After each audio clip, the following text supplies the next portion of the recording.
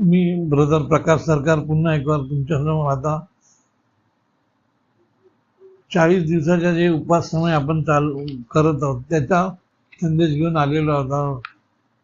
आपल्याला माहित आहे की उपास समय हा परमेश्वराने आपल्याला दरवर्षी 40 दिवस मिळतात आणि 40 हा आकडा आहे बायबलमध्ये तर शिक्षेसाठी आहे. 40 दिवस येशूने उपवास केले, मोशेने केले. 40 वर्ष आम्ही अरण्यात फिरत राहिलो, वाळवंटात.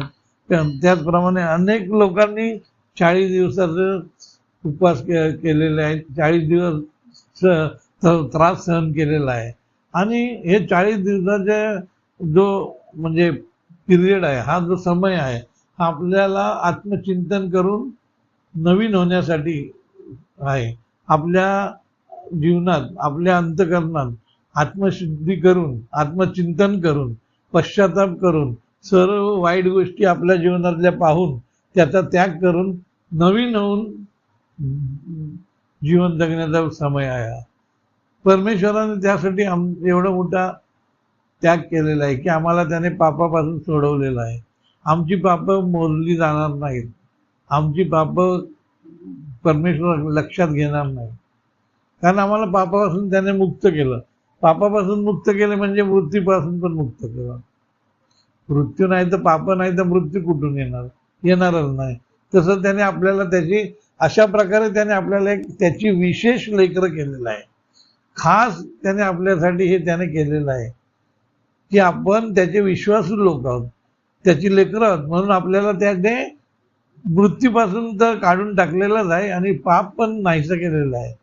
पाप नाहीसं झाल्यामुळे ऑटोमॅटिक मृत्यू नाहीसा होतो आणि मृत्यू नाहीसा झाला ऑटोमॅटिक आम्ही न्यायदानापासून पण दूर झालेलो आहोत. परंतु हे सर्व त्याने केलेलं आहे.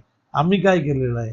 जर आम्ही एवढं त्याने करूनही परत पापातच जीवन जगत असलो तर मग त्याला तो काय करणार? परमेश्वर काय करेल? जे करायचं ते तर त्याने केलं, त्यात त्याने कुठली कसूर ठेवली नाही. आणि आता आपण जर आपलं प्रत्येक वर्षी आत्मचिंतन केलं नाही, आपली विचारशुद्धी केली नाही, ध्येयशुद्धी केली नाही, आपले आचरण शुद्ध केलं नाही, आपल्या वाईट गोष्टी सोडून दिल्या नाही तर आपलं कसं होणार? आणि यासाठी सर्वात महत्वाचं म्हणजे प्रियांनो, आपल्याला आपली पाप ओळखून घेऊन, आपली पाप कबूल करून ती परमेश्वरासमोर मांडून ती सोडण्याचा निश्चय केला पाहिजे. या 40 दिवसात, या 40 दिवसात आम्ही उपवास करून शरीराचा उपवास करतो, पण आमचा